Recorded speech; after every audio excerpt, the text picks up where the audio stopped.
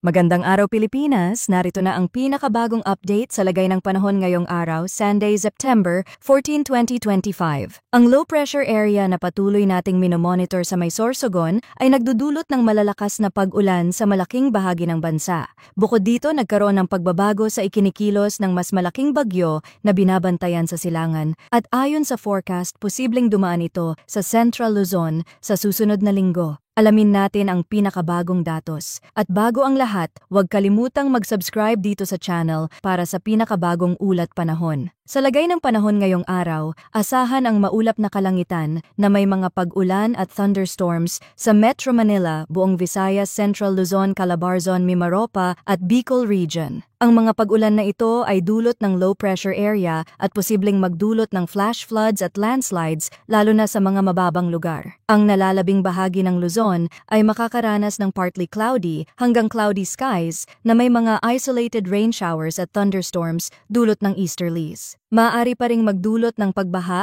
at pagguho ng lupa lalo na kung tatama ang malalakas na thunderstorms. Sa Mindanao naman, inaasahan ang partly cloudy hanggang cloudy skies na may isolated rain showers at thunderstorms dulot ng localized thunderstorms. Ang ganitong kondisyon ay maaaring magdala ng biglaang pagbaha at landslides lalo na sa mga mababang lugar at bundok. Para sa wind at coastal water conditions sa Southern Luzon, ay inaasahang light to moderate ang hangin mula northeast hanggang northwest at ang taas ng alon ay 0.6 hanggang 1.5 meters. Sa nalalabing bahagi ng Luzon, light to moderate ang hangin mula east hanggang northeast na may taas ng alon na 0.6 hanggang 1.5 meters. Sa nalalabing bahagi ng bansa kabilang ang Mindanao, light to moderate ang hangin mula northwest hanggang southwest at ang taas ng alon ay 0.6 hanggang 1.2 meters.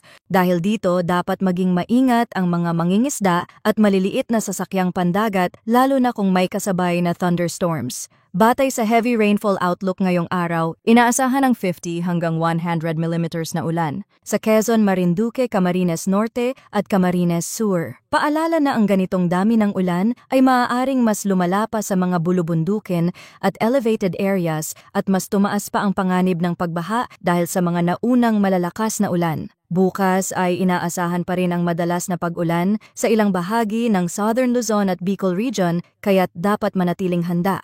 Update naman sa low pressure area na nasa Bicol Region, mababa pa rin ang chance na ito ay maging ganap na bagyo, ngunit magpapatuloy ang pagdadala nito ng malalakas na ulan. Samantala, ayon sa long-range forecast, nagkaroon ng pagbabago sa ikinikilos ng mas malaking bagyo na binabantayan sa silangan. Base sa pinakabagong datos, mas bumaba ang direksyon nito at ngayon ay nagbabanta na dumaan sa Central Luzon area. Subalit dahil ito ay long-range forecast, marami pang posibleng pagbabago sa kilos nito sa mga susunod na araw. Mga kababayan, hindi dapat maging kampante sa ganitong sitwasyon. Kahit mahina ang low pressure area, malaki pa rin ang epekto nito dahil sa malalakas na ulan na posibleng magdulot ng pagbaha at landslides. Kaya't napakahalaga na patuloy tayong mag-monitor ng mga update mula dito sa ating channel. Maraming salamat sa inyong walang sawang pagtutok at suporta at lagi po tayong mag-ingat at maging handa sa anumang posibleng pagbabago ng lagay ng panahon.